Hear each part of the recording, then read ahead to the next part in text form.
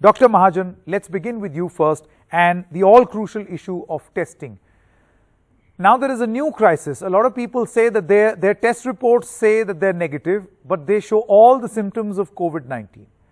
I want to ask you, step by step, from a solutions-driven paradigm, solutions-driven mindset, what needs to be done first as far as testing is concerned?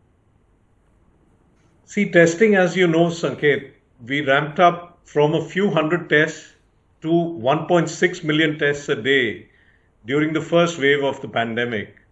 And what happened after there was a lull in the first 2 months of the year, the numbers that were needed were much lesser, and actually the testing went down.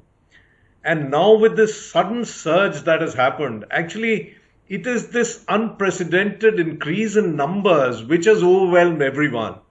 And the testing infrastructure is as much at sea as is the hospital infrastructure, because this doubling from 1 lakh to 2 lakhs in 11 days, as you showed, is unprecedented.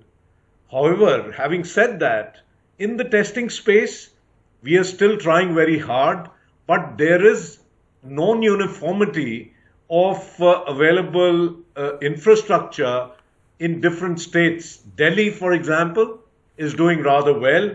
We are able to do about 100,000 cases a day, out of which 70% are RT-PCR, the gold standard, whereas there are even large states which do lesser than that. And that's where the problem comes, that when you need to ramp up in a state which is deficient, and there is already a need in the state itself which has good infrastructure, you cannot substitute one from the other.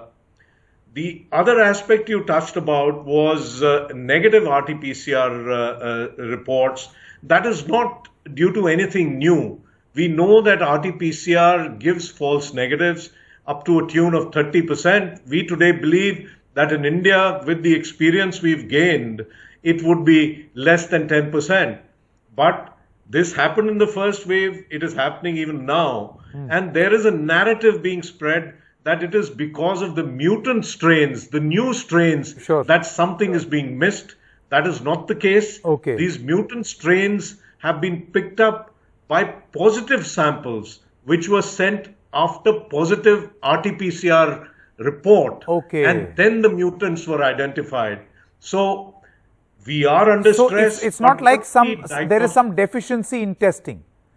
But you know, there is a deficiency in testing, no doubt, because the numbers are so much. Yeah. Like you said, you know, it's a 22% increase that we've been able to manage by actually running more shifts, people working harder, working round the clock. Yeah. But import of equipment and RT-PCR equipment is all imported. Correct. It takes anywhere from 4 to 6 weeks.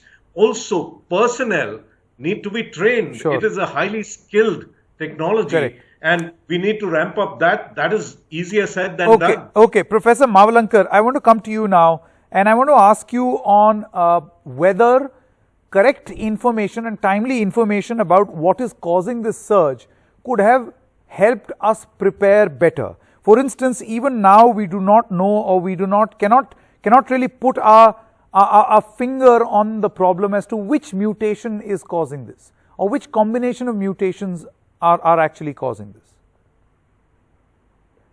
Sanket, I am not an expert in mutations, but mutations is one of the causes of surge.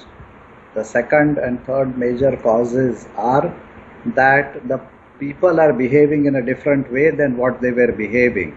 There are a lot more social gatherings happening of different kinds. Marriages, other functions, religious, political, people going on vacation, which they had not done for so long. Second is this whole business of distancing is forgotten. We had seen these circles outside shops when people used to stand 3 feet apart. That's all forgotten. Everybody is crowding.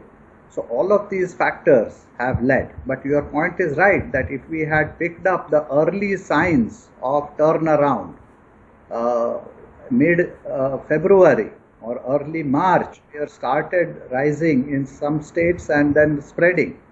then we should have taken much stricter actions to change people's behavior. Correct. And that would have at least alerted or reduced some of this rise. True.